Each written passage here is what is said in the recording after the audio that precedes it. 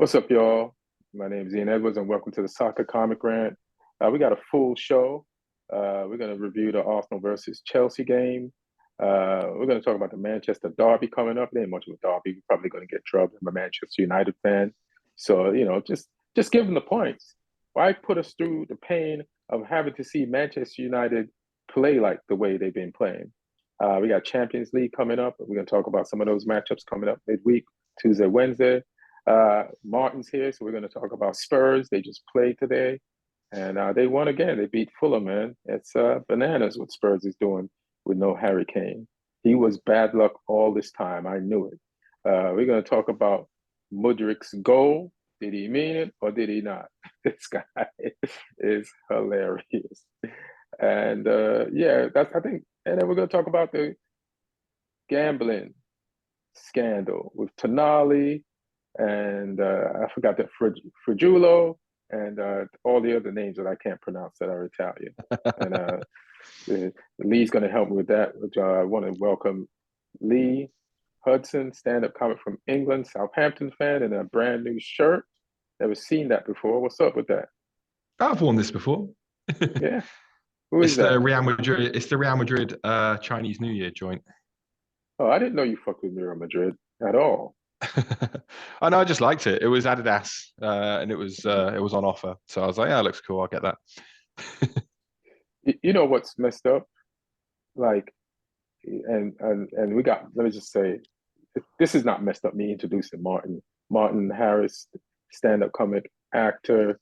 You've seen him in a bunch of movies on Netflix, and he just recently was on General Hospital, and stand-up comic Polish writer, and Spurs fan. But you ever see jerseys from teams you're supposed to hate, and you wish you could wear their jersey just because of how dope it's designed? You, No, you mean just me. kind of like Barcelona shirt always, I did. Always, Yeah. always like their shirts. Oh, I don't know who's doing their shirts, but they all hit. Like I can't remember a bad Barcelona kit. And then Yeah. sometimes I go back and look at Messi highlights, and I'll be like drooling at their kits. And I'm a Real Madrid fan, and their kits stink, atrocious. Have But you seen the special edition kit there, or the special sponsor they're wearing for the Classico? yeah, we got to talk about our Classico 2 coming up this weekend. No, I haven't seen that. Because they got the Spotify deal, they have like different music artists on for special games. So for the Classico, they've got the Rolling Stones logo, the mouth, on the shirt. Yeah. Oh, that's what that was for. New album, actually, the first one in 20 years, and most likely the last one. But I listened to it yesterday. It's really good. It's a great album. I was surprised how good they sound. Great album, by the way. Yeah. Oh, for real? The guy that died, was he involved in that? I don't think so. I think Before. they dedicated, I think, it to him, and yeah, but they sound terrific. It was their first album in 20 years. They're like in early 80s. Mick Jagger's, I think, is 81. Keith Richards is, I think, 80, something like that. And I think it's their last album, but that's what everybody's saying. But it's a really great album. It's very, very good. They had also guest appearances. I think Lady Gaga is on it. I think Elton John is in one track. So it's a like. If that's your final album, it's a good final album. Yeah. Keith Richards is 185 in drug years. He shouldn't even be alive. So that's just amazing feat. And also, I guess before we start the podcast, let's say, I want to say a little something about Sir Bobby Charlton, a great footballer, Manchester United player, who's a part of an amazing trident with him, Law, and Best. And sometimes when I go back and look at highlights, like these guys could have played today. Like even earlier this week, before Sir Bobby passed, I was looking at some Best highlights and the speed at which this individual traveled back then and the hustle still blows my mind. And then to see him and Sir Bobby on the same team with Law. Like those guys could be superstars now. And so Bobby was 86, and I don't like. My preference is to celebrate his life. I don't like the solemn sadness of like, and somebody who had such a great life, and everybody's like, it's so sad. I'd rather be like, hey man, great life, well lived, you did your thing, you won a World Cup for England, you won a European Championship for Manchester United, you won the league for us, and you left us, you put us on the map, you survived the Munich air crash, and it's just a beautiful life. I can't be sad about somebody who lived such an amazing life and died at the age of 86 and was a hero during his life and after. So much love and thank you. And if you guys want to say anything. Yeah, I think he was like the first, or no, not the first, because I think there was like Sir Stanley Matthews beforehand, but he was like one of the real like early icons of English football. He was one of those guys who, I mean, maybe not quite to the same level as Pele, but he was one of those footballers whose name was just known like around the world. Like he was synonymous with football. And you know, World Cup winner, European Cup winner, scorer of great goals, and by all accounts, from everything I've ever heard about him, just like a great man as well. So yeah, it's you know, a great life lived. Yeah. Yeah, it's like go ahead, Martin. Yeah, amazing career, and I just kind of reminded myself about how great he was watching the documentary about David Beckham, where he brings him up as an idol, and his loyalty for the club or for the country, and what great of a captain he was, and the most decorated English player of all time. And I don't think anytime soon it will be replaced or corrected. Doesn't seem that way. Incredible player. I mean, some of the stuff you see in color, because 1966 World Cup was the first one that you could watch in color.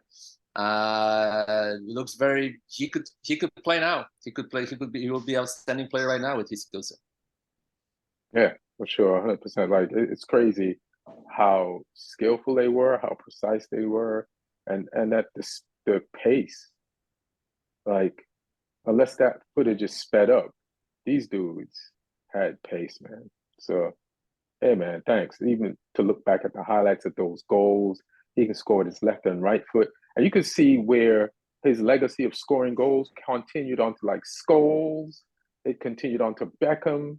It's like, that's where those outside the box shots from those like more recent like United legends, that's where it came from. Like they go to the club, he's there, they grew up on him, and they're like emulating aspects of his game, and they were all midfielders too. He was an attacking midfielder, so then he was still scoring goals after he retired through them. So that's pretty dope. Yeah. Since we're talking about United, let's just get this over with. United versus Sheffield. Now, I wasn't sad at the passing of Sir Bobby. I was sad when I saw the lineup for United versus Sheffield. Like, Martin was at the crib. He came over. And I told you I was depressed. Could you see it, Martin? Yeah, you wanted to go to sleep after 20 minutes. You said that, not worth probably sticking by and watching it. I'll tell you what. Yeah, I mean, you got points. There's a lot of problems that I'm seeing on this team, but it's funny, like I'm gonna start by throwing a curveball, and let me just check the data, so I know for sure what I'm talking about. Don't bring up Harry Maguire and that stat that's going around. And Harry Maguire, Lee, I hope you have a response to it. 15 games, 16 games, 15 wins. Without Maguire, 42 games, 22 wins. With Maguire, without Maguire, 13 defeats. With Maguire, 94%, 93% winning percentage. Without Maguire, 54. You saw that, right, Lee? That stat going around. Did you see it? Yeah, and you know what they say. There's lies, damn lies, and statistics. So yeah, you can pull numbers out, but like they're cold hard numbers that don't necessarily have full context. Who were the teams that United were willing to throw him in against? They could have been putting him in, in the games where he wasn't going to cause as much damage, and then dropping him for the tougher games. There's those things in there. Like I'm not fully buying it. Or also, maybe there is a factor. Maybe when Maguire's in the team, the rest of the team go, "Oh shit, we need to carry this guy. We need to up our game," and that's why you end up winning. So maybe having him there isn't a bad thing. But you know what? I was watching the game actually, because often you watch highlights. I was watching the game. I think the part of the problem with Maguire, he's actually a pretty good player. He just has the way he moves is, and because he's so tall and kind of looks a little clumsy, doesn't look like a 100% professional football player. Doesn't have like a huge muscle definition, and the runs kind of strange. Maybe like the eye perception of his game is a little bit not fair to him, because he doesn't really make that many mistakes, and he kind of plays well in his position. In my opinion, he kind of does his job. Why don't you buy him? He is swap him for Van de Ven. No, not for him. I would take him as a third defender, probably. We joke, but he is a competent Premier League footballer. He's a competent international footballer, but he does have a horrible habit of making errors. And he can play well for 89 minutes. And if he makes that one error, that's what people will look at. So I do think he does get a raw deal, and we do joke about it. But, I think he, like I say, he wouldn't have got to the levels he has if he was a bad player. I just think when everyone's fit, United have better. And when everyone's fit, England have better as well. If I was United, I would rather play Lissandro and Varane, or even Lindelof if they're fit. And with England, I would rather see like Stones and Dunk playing together. But he's not like completely worlds apart from those guys. He's just not quite as good, and he does have more of an error-prone streak in him than some of those other guys. Yeah, he's not that good, Martin. I did see that stat, and I saw that they took it from October 22nd. And if they went back further, that percentage wouldn't be that high. There's a reason why the first thing Ten Hag did when he got to United was like, we need defenders. Every United fan was like, we need to replace Harry Maguire. Like, there's an eye test. There are stats, but there is an eye test that's undeniable. And he's good. He's not the worst. He's not the best, but he's probably not. He's not Yap Stam. He's not real Ferdinand. He doesn't have composure. Like, I think one of the mistakes, Sheffield did a good thing during the game. Like, they forced us to play around them. But if they'd have switched their tactics and like pressed, they might have been able to force a mistake out of Harry Maguire, because he doesn't take full responsibility or doesn't have the confidence that he pretends to have to like get out of a sticky situation. And I've just been watching him too long, and I don't want to like shit on him unnecessarily, but like, he's not the top standard of Manchester United defender that we're used to. When Lisandro Martinez is healthy, he's not on that level, and stats are much worse than Maguire's stats somehow. So what? But the stats with Martinez are much worse than the stats with Maguire somehow. I don't know. We won a trophy with Martinez, so I don't. No, we speak trophies. The league. It's worse with Martinez than it is with Maguire. The winning percentage? Mm-hmm. How about the trophy percentage? How's that with Lisandro Martinez? Yeah, You just blow off a trophy. I mean, he won the World Cup, so that's for sure. And that must be some coincidence for everywhere he goes, he wins something. My God, Lissandro Martinez. Let's do some stats. Let's play stats. Lissandro Martinez, what did he play before this? Ajax. You know what they did? They won some shit. Who's this country? Who's he play for? Argentina. You know what they did? They won some shit. The main shit, the World Cup. Then he comes to United in the middle of winning the World Cup, and he plays, and a team that didn't qualify for Champions League the year before qualifies for Champions League, and we won some shit. And that's the stats I fuck with. All right. So, but back to this game, you saw me squirming. I was depressed when I saw the lineup to start a game with Johnny Evans, Harry Maguire, and Lindelof, who's our backup center back, playing left back, and then our backup right back starting, who I liked a lot, who won the game for us, Bobby Charlton style. It's just, and then have McTominay in midfield. It's just depressing, bro. It just brought me down. And normally, It's the new Ronaldo. Here's my question. What position is tougher, striker or midfielder? Midfield. Midfield. You think midfield? Yeah. Well, I feel like Scott McTominay agrees with you because he can't play midfield, bro. He can't. Like, he won't show for the ball 80% of a match. But you put him in the box, and the pass that you would pass him in midfield, you put him in the box, he'll control it in the box, calm down, and find the composure to put it in the net. So you're right. Midfielder is tougher than forward. And McTominay is better for us forward than he is in the midfield. For some reason, he has way more composure in the box. The goals that he scored for us in the last few games demanded like calm, cool, cold composure, and he exhibited it in the box. And I don't see that with him in the midfield.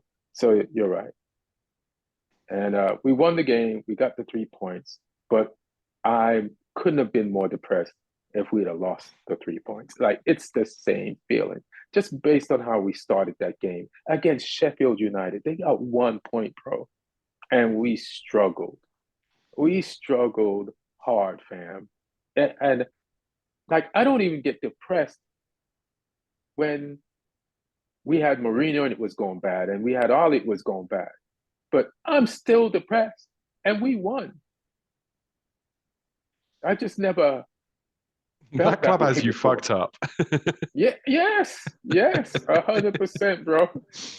Man United got me fucked up, bro. Like, I normally I'd be like, just, you know what it was? Like, if they don't play first, if Man United plays first or second, you can clean your palate with other games. But they played last. And if the last thing I saw in football, I had to go watch a Real Madrid game afterwards. Had to go watch Ramos and Rudiger fighting. Yeah, pulling each other's cheeks apart. I had to go see that. But yeah, it was a depressing win. The worst 3 points I've ever seen us get. And the weekend before, you could have said that, but they topped it. And we need to get our players back.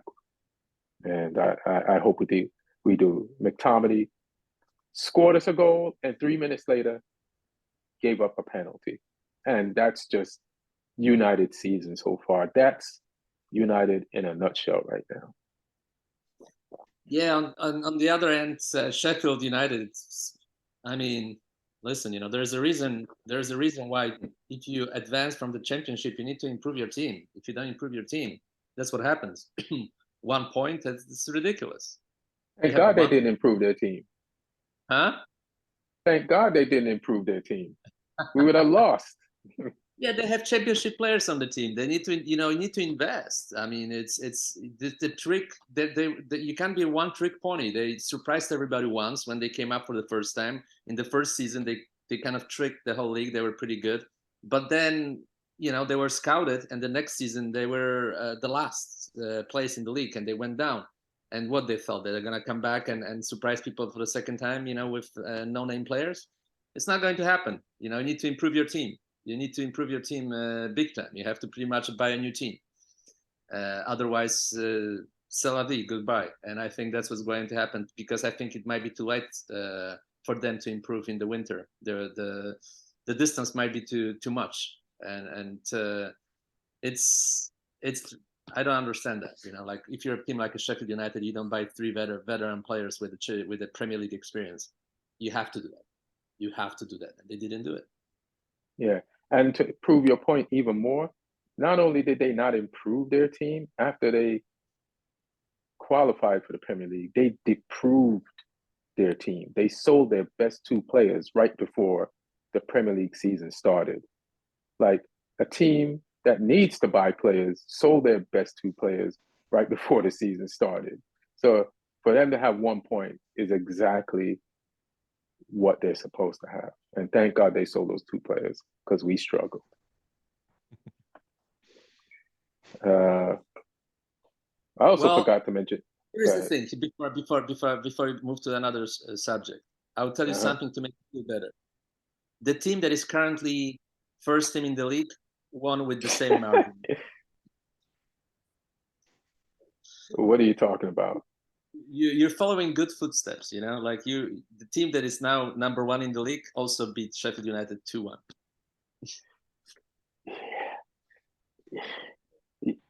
And you know what? You didn't play great that game, but it was still better than us. We actually did play very well, but we were missing chances like crazy. We had over 30 shots in that game. That was an absolutely insane game. But it's okay.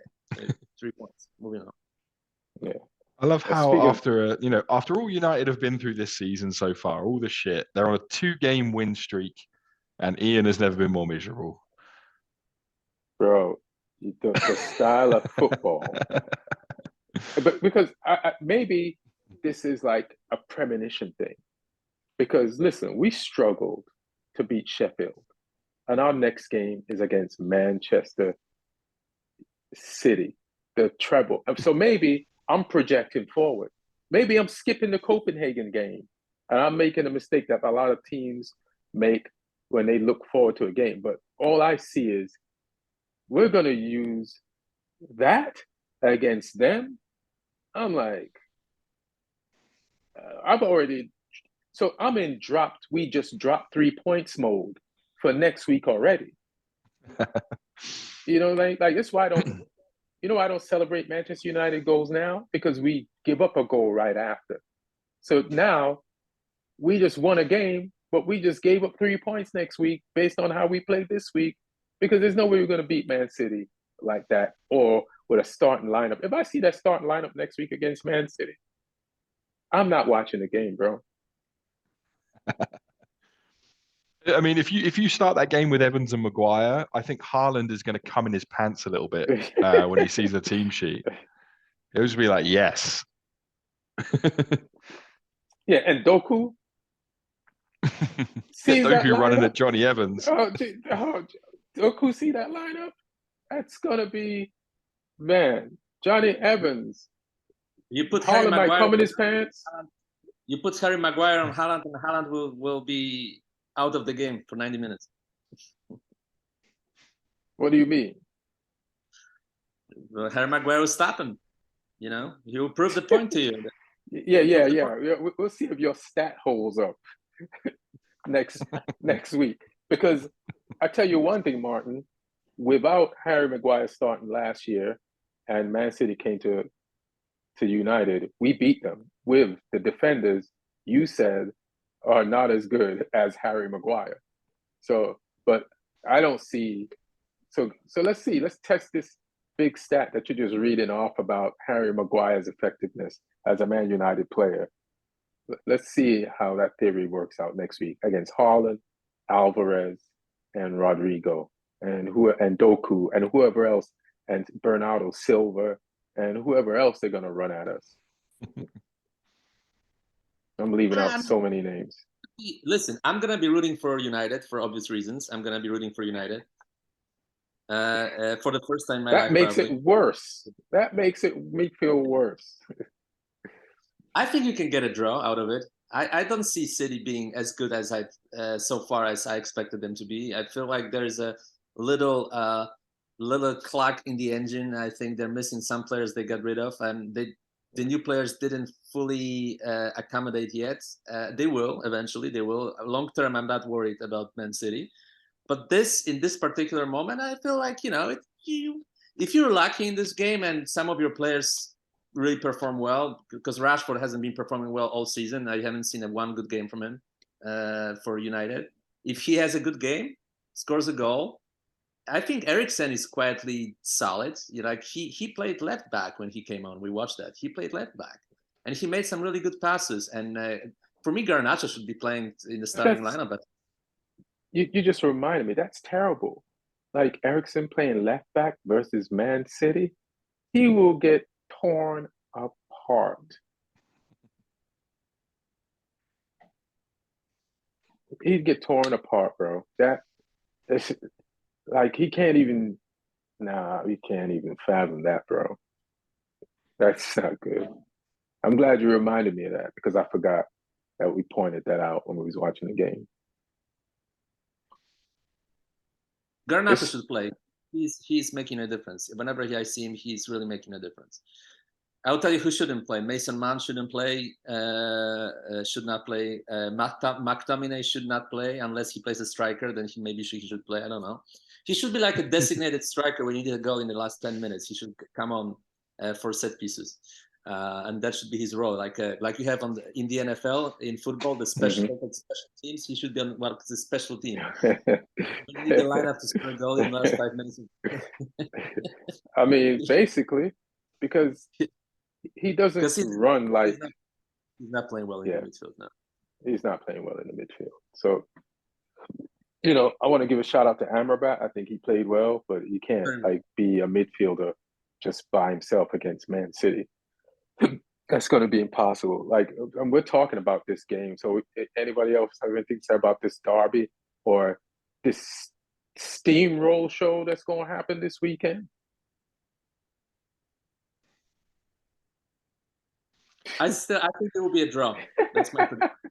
I'm looking at Lee's face.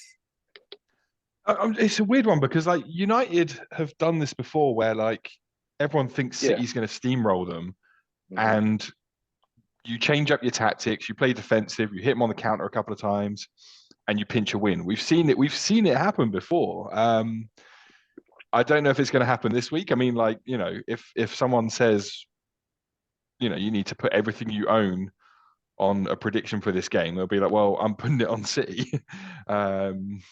So yeah, I mean, I've got to be leaning towards City on this one, but it's not, beyond the realms of possibility that United could do something if the tactics are right, if the players play, to their full levels, and the selection will have a big part of that as well. I feel like if you do have the kind of defenders that you've been playing recently with Maguire and Evans in there, if that's what you're forced to, I can see you playing deep and trying to work on the counter because you don't want those guys high up the pitch with space in behind them. If, Doku is going to run at Evans, you want your whole team to be back and be able to double up in those areas. So it might be a case of, you play your quickest forwards, you try and get Rashford or Højlund, or even Garnacho as well, out on the break, try and get them running in behind if City leaves some gaps. Because City do that. They can be caught. It has happened before, but I think if you try and go toe-to-toe with them, with the squad you've got at the moment available, then it's going to be bad. So let's see what Ten Hag thinks ahead of this game. I'm looking forward to watching it just from a sheer curiosity point of view as to how he's going to try and come up with a game plan to get something out of this game, because if it's wrong, you could be cooked after 20 minutes. So I'm curious to see what happens. But like I say, gun to the head, it's got to be a City win. But United have done this before, so yeah. And I thought about that for a brief split second, and I was like, maybe, but I don't want to hope. Yeah. I was just about to ask Martin for something, but he just went off camera. I I, need to I, use the bathroom very quickly. I'll be back. all right, it's just the way we gave away the ball on Sunday or Mm. Saturday. It was a complete hot potato. Like 3 passes, we get it to one of our forwards, and then they just give it back to the other team. And then they say, all right, let's try some long balls. So now Manchester United, one of the best passing teams in British football history, is going like these route one plays that the goalkeeper just ends up hoovering up at the other end. And I just couldn't believe what I was watching. It's pretty sad.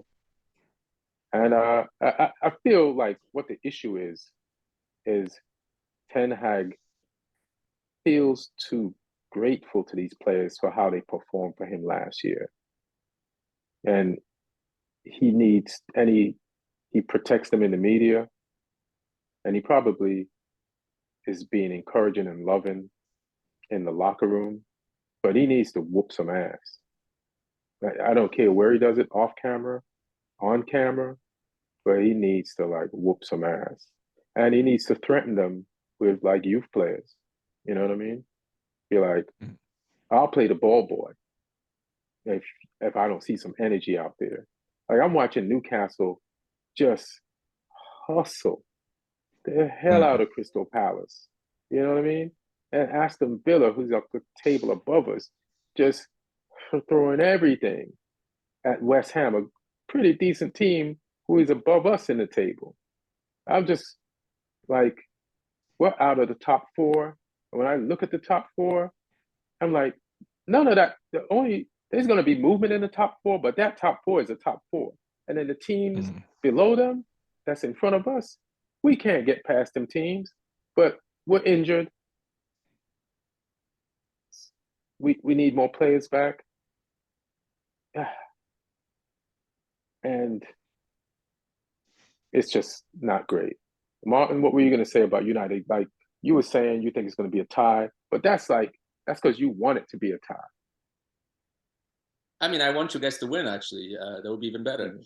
But that might be a little bit too much to expect. I think it could be a tie because of the pride factor, and there has to be a game where you guys play well. I mean, I haven't seen much of good football from United this season, and I think derby is always a different game. It's sometimes even if a team had a bad season, a derby game was an exception, and it could be an exception for United, because if you don't wake up for City that pretty much stole the city from you guys in the last decade, then there is no pride, and you need to change everything, I guess. But if you show pride against City and you fight through it, that's all I need to see. It's a fight. If the team has a fight in them, that's the best chance to prove it. I mean, you know how angering it is, and I know he just got back from an injury. How angering it is to pay 50 mil for Mason Mount and watch him just jogging. There was one point in that game, it was a 60-40. He was the 60, the Sheffield player was the 40, and the 40 beat the 60 player to the goddamn ball. And it's like, did he just come here to flex on Chelsea for not paying him and to look cool? Is that what he did? Maybe because he was always one of the hardest workers on the Chelsea team. What happened? Because that's the only thing that gave me hope. Like we started Scott McTominay instead of Mason Mount. We bought Mason Mount because of Scott McTominay, and then we started Scott McTominay because of Mason Mount. So I'm confused, bro. All right, I don't want to dwell on my unhappiness. Martin, Spurs just played Fulham, and you won. You looked great. And tell me about the game, and also you was asking me did I see what the Madison interview after the game. So let's talk about that. Incredible interview that shows me that we've hired the right coach. You know, it's really great what he said, that he yelled at them at preseason when they were winning 2-0 and started defending the result, and he started yelling at them even if they hold up to the result, because he doesn't want, that's not the way he wanted them to play. He says, if we're up 2-0, we try to get the third. We never go back and defend.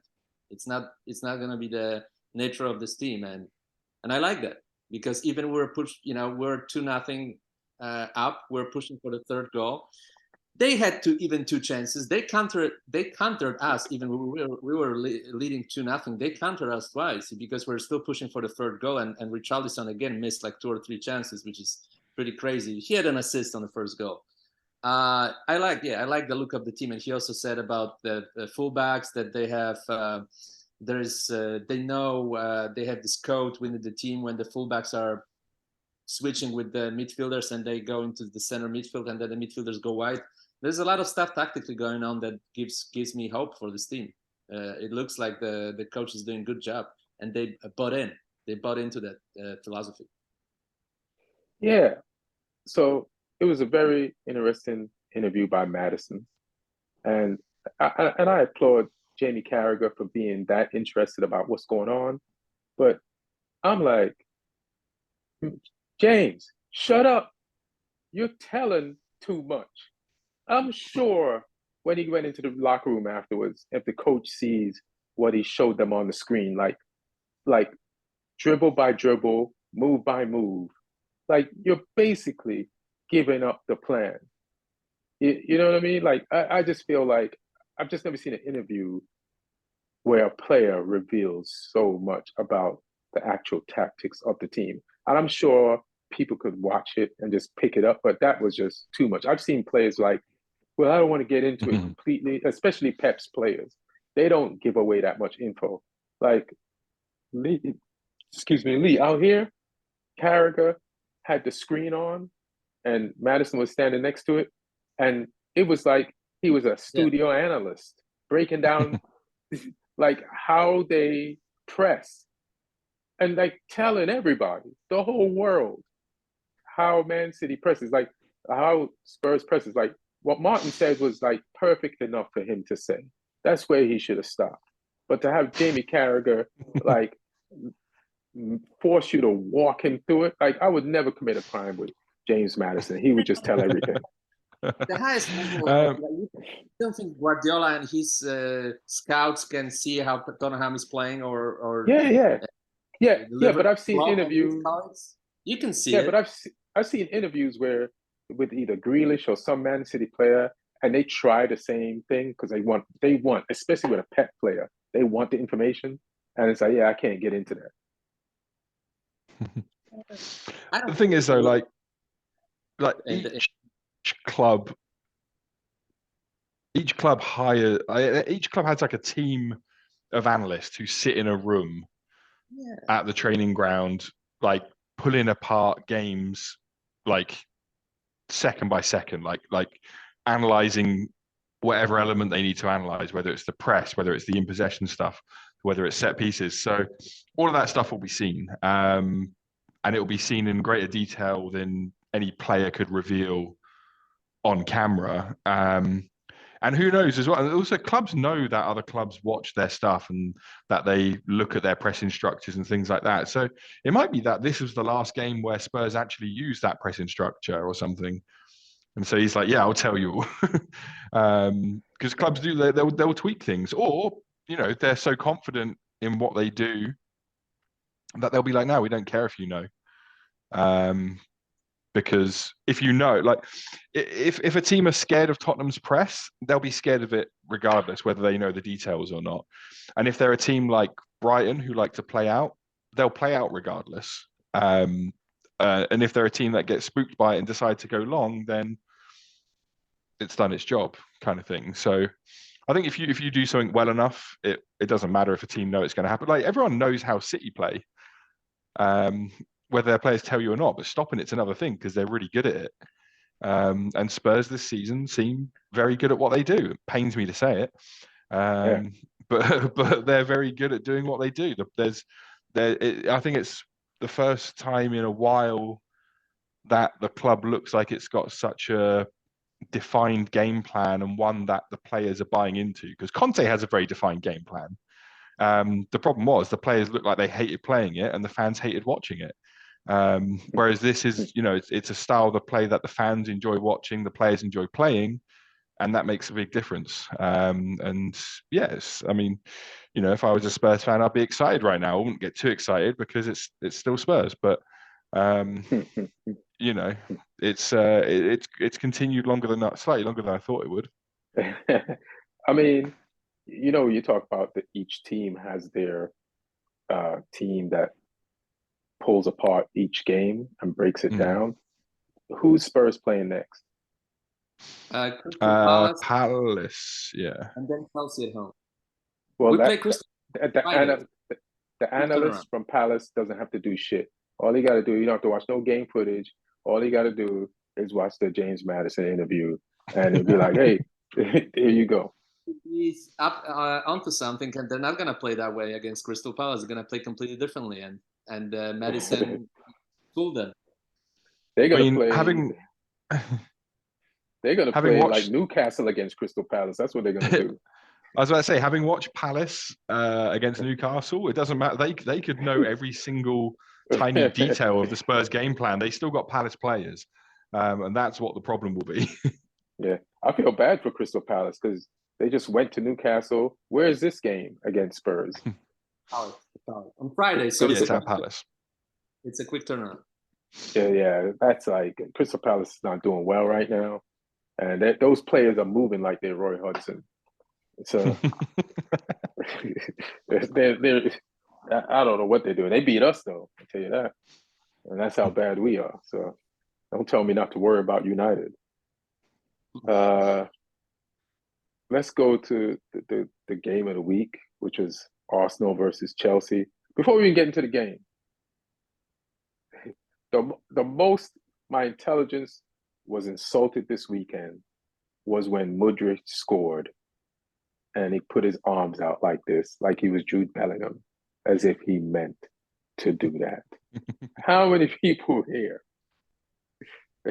believe that he meant to do that?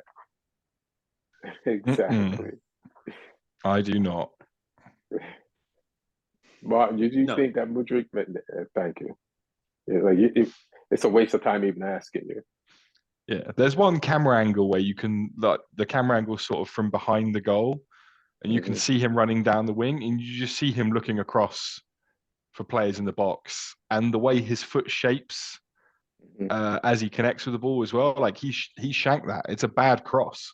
He sliced the cross, and it's, I think Ray is at fault with his positioning as well, because he's come too far forwards and given himself too much to do. But it's a fluke. It's a fluke goal. It looked nice, but it was a fluke. He was looking at Sterling so much. There's no way he saw the ball good enough to hit it right. Like the whole, there's an angle where he's just looking at Sterling and makes the cross without even looking at the ball. Then it goes in the net and you're like, come on, bro. You didn't mean that. Did not mean that. Listen, it was a fluke goal, but there were at least 3 or 4 that Chelsea should have scored good goals, and especially Jackson. That for me, it's like ridiculous that he's even playing for Chelsea. He's not good enough, in my opinion. He's missing every chance always. It seems like he can never score a proper goal when needed. He missed 3 incredible chances to make it 3-0, and pretty much that cost the game. We're talking about it during the game, that after he missed, I think, second or third chance, it's gonna come back and hunt them, and it did, because you have to score in a situation like this.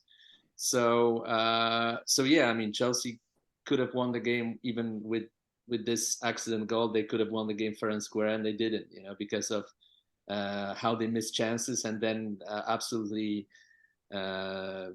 incredible error from their goalkeeper. That was just it's almost like from a Muppet Show what Sanchez did.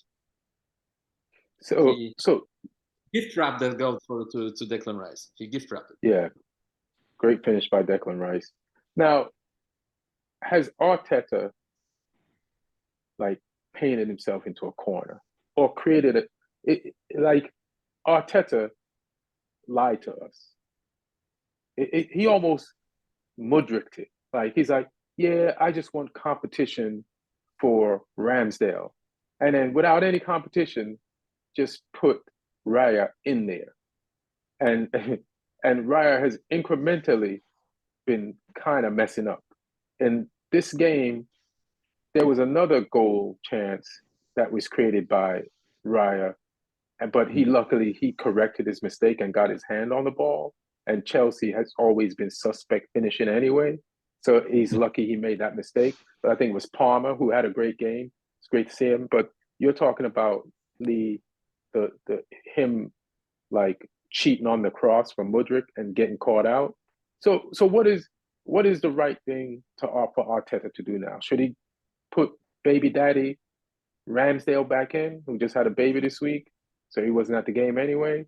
Or is he stubborn enough to be like, I'm going to ram this Raya thing down my team's throat? Like, what do you do now? Because Raya's been messing up. Well, I'll tell you what my friend who is a die-hard Arsenal fan told me. He said that Raya is the guy that plays very well with his feet, and that's why he plays almost like a defender, and that's why Arteta likes him and prefers him to Ramsdale because of that quality. But we've seen it before, that being a wrong decision. Like, for example, when Claudio Bravo replaced Hart in Man City, and he was making a lot of mistakes, and they had to correct that mistake, and then Ederson, I think, who was the right goalkeeper for them. So sometimes, when you just have an idea, but you need the right guy for the idea. I don't think Raya, it might be good. He had some good games. My friend likes him, the Arsenal fan, but my friend is a crazy Arsenal fan. He told me that they deserve 4 penalties against Chelsea and that the referees screwed them. I think there was one on Jesus, but Jesus always falls. I don't think Jesus deserves any penalty. Yeah, he always falls every single time. He's just a straight up cheat. Like it's hard to decide who dives more, him or Richarlison. Like they just, even Vinny Jr. when he is fouled, he just misses chances. That's what he does. Richarlison dives, bro. He skyrockets all the shots. That's what he does. Richarlison should just go out there in a bathing suit. That's how much he dives. But yeah, 4 penalties. Yeah, he's a crazy. What does he think about your friend feel about this tie? Did you talk to him about this tie? About what? About the draw. Yeah, I mean, he thought that they deserve penalties and should have won. Yeah. Right. What you think about this game, Lee? I mean, if Raya's been put in the team because he's better with his feet, he didn't show it in this game.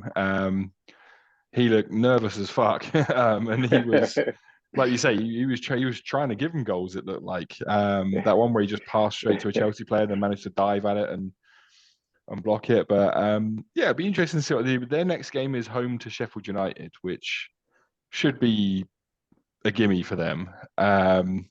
So, does he let Raya play and recover some confidence? Because he'll probably not have he shouldn't have a too busy game. Or does he put Ramsdale in because, he dropped him after one mediocre game? Should he put him back in after the other one? So I think it will show Arteta's colours, if he lets Raya off for that game. Because I think that is the worst thing as a goalkeeper. If you have a bad game, you want to make up for it. You don't just want to be immediately out the team. So if obviously Arteta starts with Raya, then he's, it's another statement saying that, this is my guy. And if I was Ramsdale, I would probably leave at that point. It looked to try and start putting something in place for January, especially if he wants to go to the Euros and have any chance of playing ahead of Pickford. He won't if Pickford's fit, because Southgate loves Pickford. But if he wants to at least be number 2 in line, he needs to go play somewhere. But if Arteta puts him back in for the Sheffield United game, then it's game on. He's showing that there is an opportunity for them to both compete for that shirt. And The you know, Sheffield game at home, Arteta could place himself in goal and he'd still win it. You know? oh yeah, most likely. Yeah. So I was like listening to what Lee just said. Like Arteta is lying to him. Like this is not a competition. Like you said, if they put Raya back in this weekend, and I get it, you would need to build your confidence back as a goalkeeper. Like you are saying you're doing two things. You're building his confidence back, but you're saying this is your guy. And you got this international goalkeeper. Like he could have played during the international break, but he didn't play because he hasn't been playing. So they started, what's his name? In that he played a whole game. Was it Brad? What's it, Johnson? Sam Johnson. Sam Johnson, who's nowhere to me as good as Ramsdale, but because he's been playing on a daily or game basis, like he started it. And it's like, and that's no excuse not to start Ramsdale either.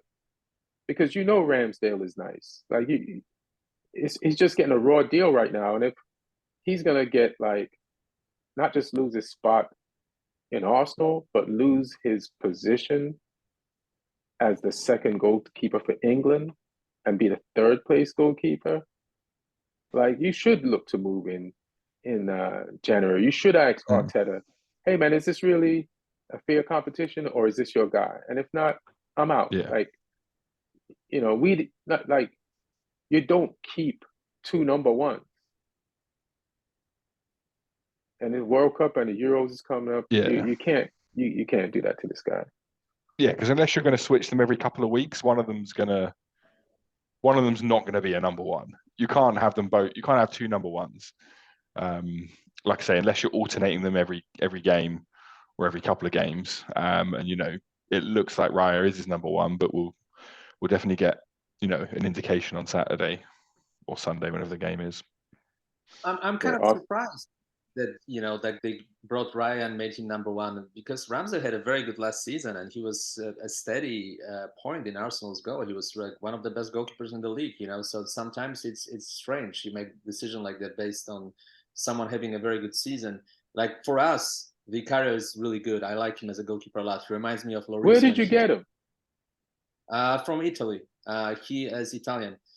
He's really good, and he's like he brings stability and calmness to his position, where Lloris in the last season he was already like very nervous and he was making nervous mistakes and nervous decisions, and it was the time to move on. And by the way, interesting, I read that De Gea wants to retire because no big team wants to sign him and he doesn't want to go to an average team. So yeah, I mean, it's surprising to me that you can be a good goalkeeper on a team like Arsenal and then not play the next season. For me, you know, what I like about our decision is it was the time to make that change. For Arsenal, it feels strange timing wise because Ramsey had a Ramsdale only going to get better if you play him. You know what I mean? So it's like, why just cut off his legs completely? And then the other thing that frustrates me when I was watching Spurs play good today and watching Vicario make those saves, it's like, not only did Postecoglou like get the team playing, but he just brought in some people that fit right in, like Vicario. It's like, how the fuck this dude just come in here and just, it's definitely a bigger team than he was playing on, and he's just doing his thing. It's like he's been in the league. Same thing with Undagi. Same thing with Van der Ven. Like, I saw Van der Ven play during the international break, and I was like, this dude is fast. Like he's been playing good, but a part of the reason why he plays good is you can't beat him. Like, dog, Martin, this guy is so fast. Even today against Fulham, like when they try to lob some balls and send it to the forward, like forward's supposed to terrify the defender. Van der Ven was like, he's not even in second gear, bro. And those Fulham guys could not get to the ball. And I saw it in international break. He had a foot race with somebody. in an international break.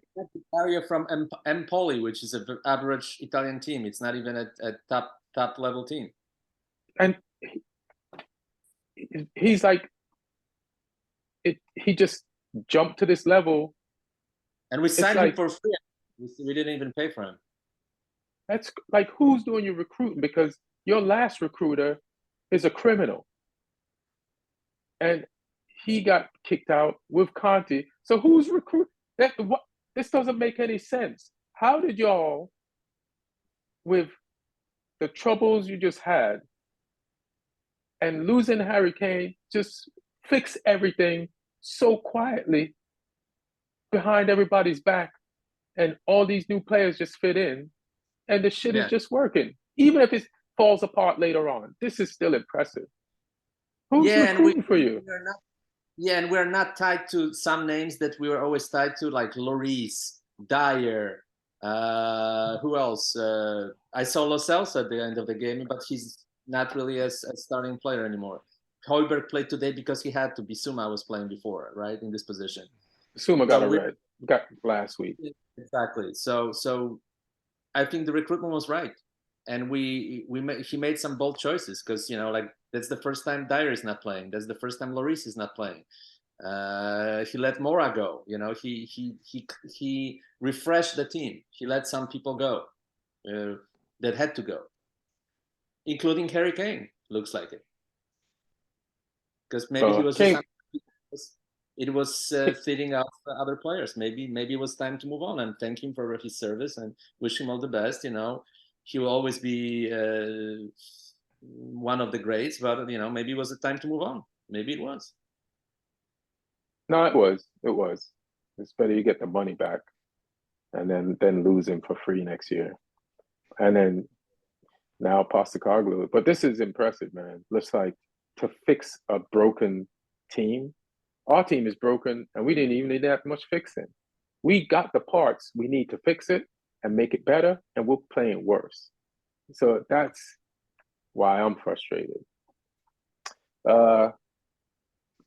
We could go to Champions League. One more thing to what you said, and the players we brought, like the Dutch center back, thanks to good performances for Tottenham, he started playing for Holland. Vicario started being called for Italy. So it's not like we brought players who were already established and hot commodities. We brought them kind of under the radar, and now they're getting their step forward. I think Holland played France, and I think that it was a foot race in that game that I watched. I was like, yo, this dude got a jet rocket fuel. He got a fuel injector, bro. He's fast. What's going on in the championship, bro? What that Southampton do? We had a tough game at the weekend. We played against Hull City. They were one place above us in the league, and we won 2-1. But we had to score in the 95th minute. Ryan Fraser got his first goal for us. He came off the bench. Great finish as well. Really composed. The ball bounced in front of him on a cross, and he just swept it into the top corner with a volley. And then the players went crazy in front of the away fans. But it was a tough game. We deserved it, because I looked at the stats in terms of possession, XG, big chances, all that sort of stuff. Like we shaded it on that. We were better than them. But they had chances though. Hull had chances. We were still a little bit nervous at the back at times, but they only scored one. So the goal was scored as well by Liam Delap, the son of former long throw merchant Rory Delap. He's on loan from Man City to Hull. So yeah, he got a goal for them, but because we went 1-0 up, they got it back to 1-1, and then we scored that late goal to win it 2-1. So it puts us in a better position. We're up to 5th now. Midweek we play against Preston, who are 4th. So before the weekend we were 10th, and we took out the team that were 9th. So hopefully we can do it again and take another team out who were one place above us. But Preston are a good team this season. They're going at their business really well. So I would be happy with just avoiding a loss up there because it's away from home again. We got 2 northern road games, which isn't easy. So if we can just come away unscathed, and then on Saturday we play Birmingham City, the Tom Brady, Wayne Rooney superstar club. How did who Birmingham lost? do this weekend? They lost. To who? He How lost much? to his old Man United teammate Michael Carrick. Lost to Middlesbrough 1-0. Oh shit! And where's Middlesbrough in the table? They're up to 13th now. They started really badly. Okay. They were right down the bottom, but they've won a few games. They beat us and they strung some wins together. So they're climbing. But yeah, so we got 2 tough games because Birmingham is 7th. So we're playing Preston on Wednesday night, who are 4th, and then Birmingham, who are 7th on Saturday. So 2 tough games. If we come away with at least 1 win, I'll be happy, I think, from those 2. But I mean, if we can win both, we'll be in a great position because we're starting to get back up the table now, which is nice. We're in 5th, but come the end of the season, I want to be in that 2nd spot ideally because I think Leicester are going to run away with the championship. So if we could get ourselves up in the automatic spots, I'll be I'm not sure I can handle the playoffs. Playoffs it's a great way to go up, but it's a horrible way to stay down. That playoff thing is nerve-wracking. Yeah, and you guys are in one of the playoff spots now, at least. So that's a good place to be for now. Yeah, it's a good place to be for now. Yeah, it's a long old season though. We're 12 games into a 46 game season, so still another 34 to play, which is almost a whole, which is almost a full Premier League season. Did your season even start yet? What are these like preseason games? Jesus, 34 left. There's only 32 games. How many games in the Premier League? 38. Yeah. Jesus. No wonder you're playing midweek.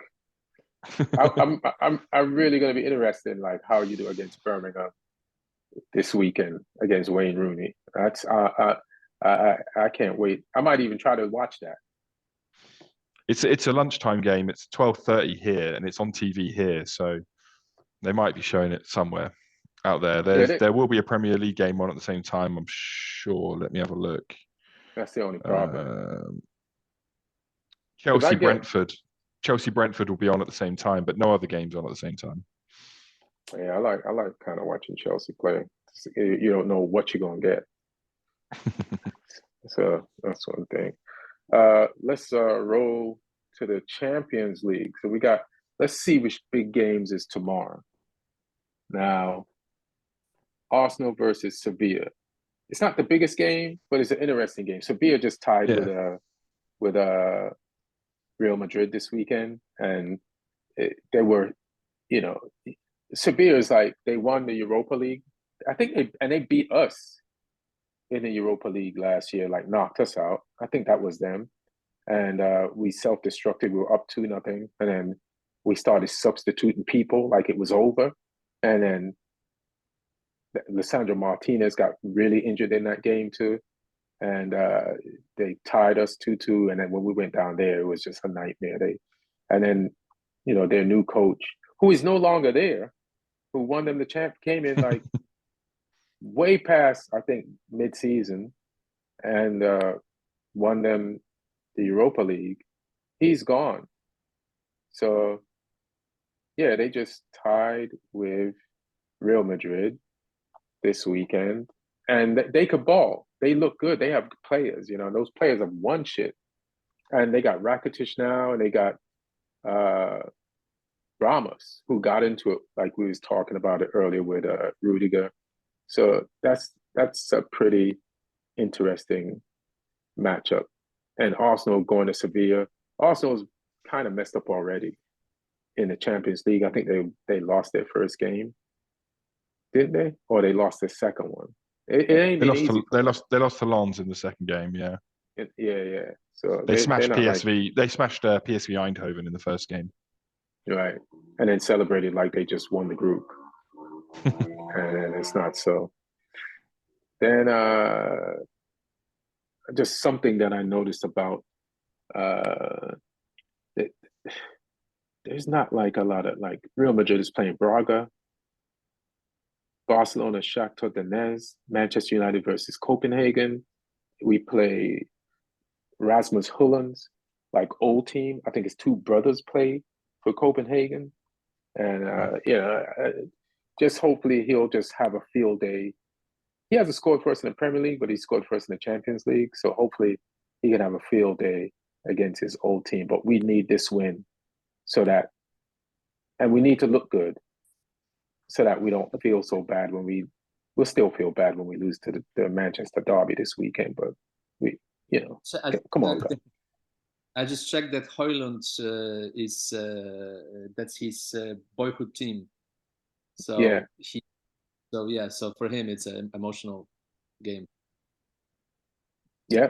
I mean, listen, I hope that it goes so well that he has to not celebrate 3 goals that he scores for us against his old team out of respect.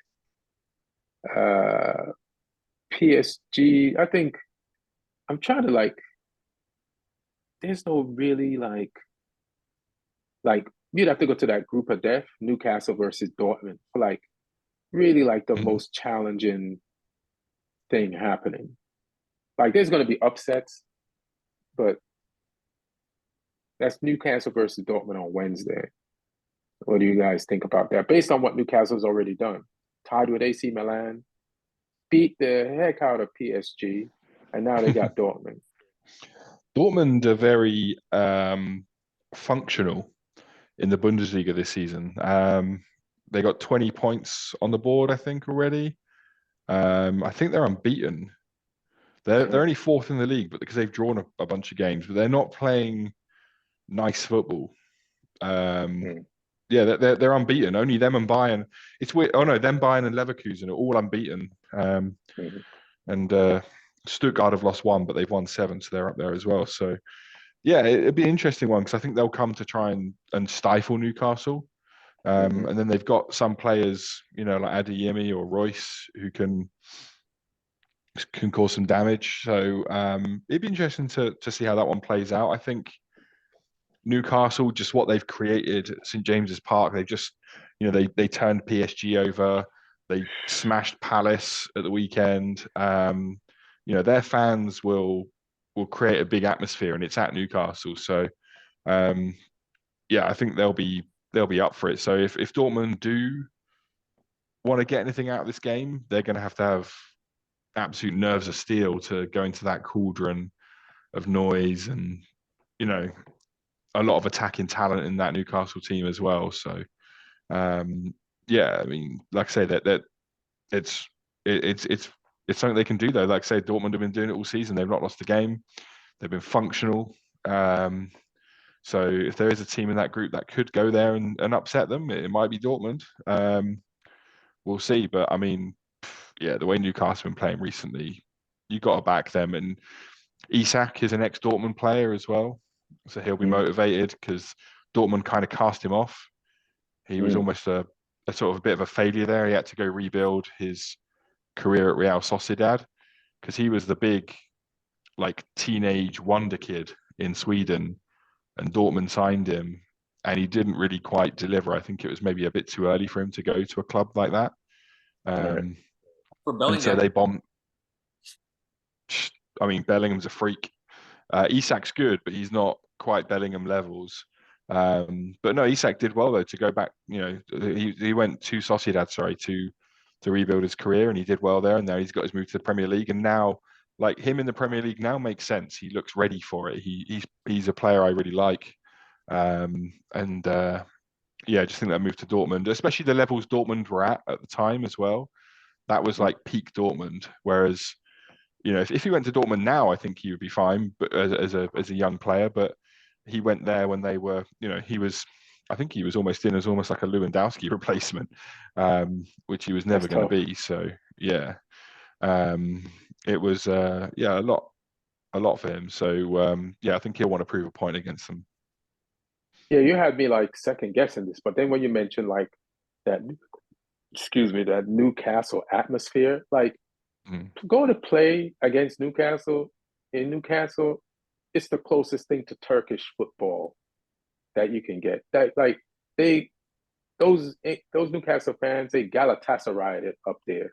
It's intense. Like Mbappe has won a World Cup, and I've never seen him look so confused. Like in Newcastle, like clueless. So I'll go with Newcastle on this one. And then PSG versus Milan. Milan just lost. Is that a derby between Juventus and Milan? They might as well call it a derby, but it's not a derby, Yeah, right? yeah, yeah. It's not a local derby, but it's like a rivalry derby, and they're also Yeah. it's not that much distance between Turin and Milan. They're both northern Mm-hmm. Italy, and obviously two traditional powerhouses of Italian football. So yeah, they refer to it as a derby out there because it is still a rivalry, sort of like like Liverpool versus Man United is a derby, even though they're Right. two separate cities, kind of thing. It's that kind of vibe. Mm-hmm. So yeah, it was a big win. I think Juventus did it with 10 men as well. Yeah. Yeah. Well, no, I think Milan lost the man. Oh, did they? Oh, I saw the Yeah. headline. I haven't seen that game. Yeah. I didn't see it, but I think Milan was I was watching them talk about it on ESPN. I think Milan was the one that lost the player, and that helped Juventus. But we should look it up. But I don't want to even dwell on that. We should talk about El Clasico this weekend coming up. Real Madrid's at the top of the league. Barcelona's like third after Girona. And then I watched the Barcelona game this weekend, and Mm. I was actually on the phone with Lloyd, and I turned the game down, and I was like, Lloyd, Barcelona just put on this kid called Mark Few. Like when they were subbing him in, I'm looking at they're shooting them from the back, so you look at the name on the back of the jersey, and you're like, I never seen this kid. Who's this? But I also know that Barcelona started that game with only 13 players. Period. That was their squad. Everybody's injured. Like every most of their players were in street clothes, like watching the game, and they put this guy in 79th minute. First touch, first three touches in one play was all pure class, and he put the ball in the back of the net, and that was the winner. So I know who you were when they subbed you in, Mark you, but I know now. 17-year-old kid from the academy put that goal away, and they already just had the youngest score in La Liga history a few weeks ago with what's his name, Lemieux. Lamine Yamal. Yeah, that's exactly what I said. That guy. And then you just pull another 17-year-old out the academy, and he does that shit. Like, and you got Gabby on they just subbed out a 20-year-old with a 70-year-old. It's crazy, but he looked like Marcos Alonso's little brother. They subbed him in at the same time, as a matter of fact. So, and it's like the same here, but a little shorter and a little younger. But yeah, but who y'all got in El Clasico? Thinking about playing, is still injured, so I would say Real Madrid. You said Real Madrid? Mm-hmm. Yeah, I'd lean more towards Real Madrid just because of them having a bit more experience in their team, and even their youngster Bellingham is experienced for someone his age. I just think that Real Madrid team has a little bit more class, a little bit more experience, especially with the likes of Lewandowski out. De Jong, I think, is out as well. Yeah, they're gonna find it tough in that one. I think Barca. I'd back Real Madrid in this one. I mean, even though they got so many injuries, it's another thing why I looked at that game and like, this team is still playing better than United. They only had 13 players, bro. That means they had two people on the bench. And one of them was this kid. Then he comes in and he scores. But, you know, listen, their defenders are better than ours still. But they have a lot of world-class players like on there, like Lewandowski, Frankie de Jong, who he tried to buy like for a whole transfer window one summer. And Oriol Pedri. Romeu. Romeo started. That's how Yeah. bad it was. That's the joke, I guess. My bad. Like that's how bad they were. He had to start. I think Gundogan was playing center back, bro. Romeu's been starting most games for them. He had a great season last year for Girona. And he's their new Busquets, basically. Even though he's only a few years younger than Busquets. He's the one. He's the one who he sits at the base of their midfield and he just wins the ball. He wins the ball and then he gives it to someone. That's his job. But yeah, I mean, they still had a fairly good team. Like João Felix and Ferran Torres were out there. Like you say, Gavi, Gundogan. The centre backs for this one were Christensen and Martinez, and they had the kid Balde at left back with Cancelo at right back. They subbed in an 18-year-old and a 17-year-old because Lemieux, the name you said correctly, that I would have said it if I knew how to pronounce it.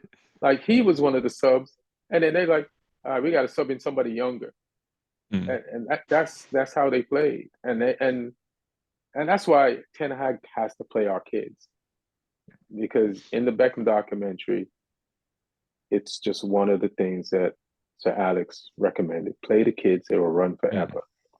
And like, what's his name? Ferran Torres. He plays so nervous, man. I feel like there's a player in there, but there's some reason he scores a goal here and there, but he squanders. His XG must be crazy. It's got to be high, and he just not deliver. And then now he must feel like seeing that kid just come in with just 10 minutes of the game after he played like 80 minutes of the game, and see this kid do something in one play that he can do for 80 minutes. That's just going to make him more nervous. You know, there's a player in there, but the composure isn't there. And it's a composure thing. He needs to settle down. How you feel about this El Clasico, Martin? I think Real Madrid will win, and I feel like Bellingham will be probably the best player. I got to tell you one thing, though. Bellingham looked tired this weekend because he's played all the games for them. Then he played in the international break. So he played, I think, like Tuesday. Then he goes back and he plays this weekend, which is Sunday. Then he's got to play. They should rest him. Like, they rotate everybody except him, really. Like, of all the midfielders, everybody, like Valverde got rested. He doesn't always start. And then they rest Cruz sometimes. They rest Mudryk. They rest Tuchemi. They rest, what's the other guy with the dreads who sometimes they play at right back? They could pay what's his name? The other French guy. They rest him.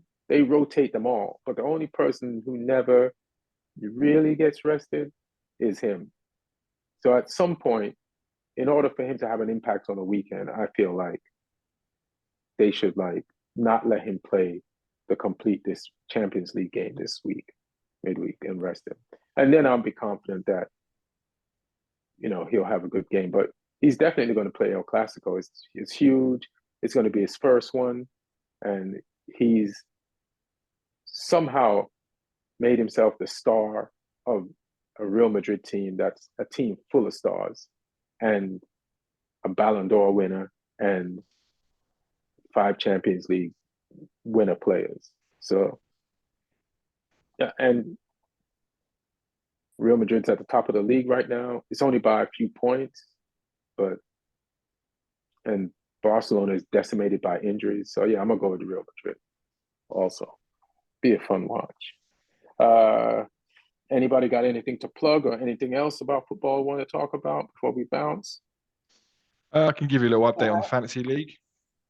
Oh yeah, and Martin's here. Oh, but before you do that, I want to say one thing because we haven't mentioned it. It was funny to me, almost ridiculous. So Messi ended up playing 5 games in the MLS, and he got nominated for MVP of the season. And they finished second last in the Eastern Conference. Strange, just pointed it out. I mean, with all respect to Messi, played five games. And I don't think he scored a single goal in the MLS, or maybe he scored one, but I think it's probably 0. Yeah, but 5 games. That's like probably, yeah. That's like messing with. That's like messing with those Maguire stats. Like that. Like he came in. First of all, the team was shitty before he got there. Yeah. It took him a while to lose with him there. Then they had all these competitions that he played for Inter Miami before, and they won at least one of them, right? They won a trophy, yeah. They won a trophy, and then they get to the finals or something else. Yeah, but those are cups, and a league is a league. Right, but yeah, you know how much further they would have finished if he wasn't there? No, of course, but still MVP. That there has to be some serious reward for players who make impact. I mean, he's arguably the best player in the league, but he doesn't mean that he was the most valuable player for the season of the MLS, playing just 5 games out of 30. Yes, he was because of his impact, from the amount of time that he was there. When he arrived, they had played 24 and won 3. When at the end of the season, they played 34 and won 9. So 6 wins in 10 games that he was there for. I don't know if he played all of them because I think he had that little injury spell as well. So, and some of the stuff he was doing in those games was outrageous as well. There's no other player in that league doing that. I admit it's a bit of a cop out to give someone that award or to nominate them for that with such few games, but you know what it is. It's PR. It's PR. They have to do it. They have to do it. Yeah, I think he deserves it. No. Yeah, why not? Reward players were, if he deserves that amount of money for that amount of games, then he deserves the MVP for that amount of games. What about Thiago Almeida from Atlanta or the guys from Cincinnati? Or Never heard of him. How does that help the league if you give them the MVP? Because they deserve it on the field. It's not about helping. It's rewarding who was the best player of the season. Let me ask you, what's best for the MLS? To give it to those 2 guys or to give it to Messi? Give to the player who deserves it. Simple as that. Which player helps the league the most? That's the MVP. We reward performances on the field. Come on, man. It's not like you're gonna give the MVP of the Premier League to, I don't know, to who played 5 games last season just because he did the Cristiano Ronaldo, just because he was the most famous player in the league. I mean, you're not gonna do that. Yeah, I mean, if you're giving it on performance, you need to look at someone like Acosta from Cincinnati, or even Boanga at LAFC. He finished top scorer. He got 20 goals.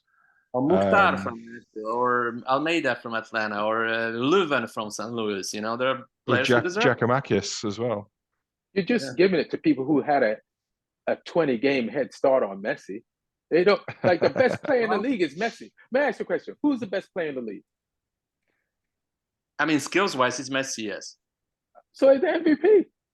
No. You just said it. He's the best player in the league. That's who the MVP goes to. Why are we messing around with these names, bro? No. Let's give those guys who work hard the whole season, deserve, so they can brag to their kids that they won the MVP of the league with Messi. Let them have that. They deserve it. You just told me he's the best player. And I don't know why. He played 5 games. He played 5 games. That's it. Hey, man. They're gonna And do. guess what? In the last game, he played the whole game. They lost to Charlotte with Polish player Karol Świderski, 1-0. So for this one game, Karol Świderski deserves MVP. That's the only point that you made. That Messi losing to a Polish player, that's the only valid point against me wanting him to win the MVP. So, nice one. But you want to do the fantasy league? Yeah. Let's have a look here. So the number one is Aaron Firkin. He's up there, 576 points. Me and Martin are 1 point separating us right now. What? In 15th and 16th. Martin's on 507 and I'm on 506. But yeah, we both took the captaincy off of Haaland this week as well. Martin gave it to Son, I gave it to Maddison. So smarter move from Martin because he's got Son. Right? Yeah, Son got an assist as well though. But I had some high scoring plays. I went bold. I put Solanke from Bournemouth in, and he got me a goal. So I had Watkins as well. Watkins is a machine right now. Villa are flying, so makes sense to have him in there. Bruno got me an assist though as well. And Trippier's a points machine from the back as well. He's just such a good attacking outlet as a defender. So yeah, I had 77, so I gained 4 points on Martin. The gap was bigger before the weekend, and Neil is ahead of us both right now. He is. Neil is up. Yeah, Neil is up there because he had Salah as well, who hit 2 goals. So yeah, he did well this week, Neil, as well. What place is he in? Neil's in 12th. He went down, but he's still in 12th. Me and Martin are 15th and 16th. Aaron Firkin is top of the pile at the moment. Yeah, Neil called me. He says he's going to be like busy, he's busy printing Man United Snapdragon shirts, because his company works for United now. But so he did drop off. So he haven't had the chance to like focus on the fantasy team like he was before. But yeah, he's doing way better than last year. I'm doing better than last year because I can't lose. I'm not in it, so I'm good. Do you know this is easy way to avoid disappointment? Yeah, exactly. I just want you to know that this shirt that I'm wearing, that this is the actual shirt that Pele didn't wear in any of his World Cups that he won. So I just want y'all to know that. All right, I got one. I'm at the Boxcar Comedy Club in Utah this weekend, October 27th to the 28th. So if you're in Springfield, in Utah, pull up. Let's have some fun. And anybody else got anything? Any movies, Martin? Any shows, Lee? Travels? I'm in London a bunch, but I post it all on there's a link tree in my bio on Instagram, Lee Hudson Comedy. You can see where I'm at there. I'm going a few other places as well in the UK, so it's all on there. All right, dope. What's up, Martin? Yeah, I mean, I work on a couple of projects with the interim agreements. Not sure when they're gonna be out, so yeah, I have to be very careful what I'm promoting because obviously I have some stuff out that I cannot really talk about because it violates the strike rules. But yeah, hopefully the strike is over and I can talk about it next time. So when the strike is over, Martin will get back to bragging and we'll hear about his projects. But right now, he can't say shit. Oh no, one thing I can actually was independent film that premiered. I'm one of the lead roles in the Twin Towers Festival in Minneapolis called Voice of Shadows, which I did 2 years ago. A nice independent film, and I was one of the main characters in it, and it got good response. So hopefully we'll be out there soon. Yeah, let me know when it's up. I'll check that out. Also, this is an All Things Comedy podcast, so should have said this up front. Bill Burr wrote and directed a movie called Old Dads. Well, I know he directed it, but I think he also wrote it. And that's an all things comedy production too. And it's on Netflix. And shit, can't promote that either. But it is just facts. It's number one on Netflix. How about that? Just facts. That's the homie. So I'm saying it. And hopefully the strike will be over soon. Thank you guys for coming. Thank you all for listening and for watching. We appreciate y'all. Everybody be safe, love each other, and we'll see and you'll hear from us next week. One.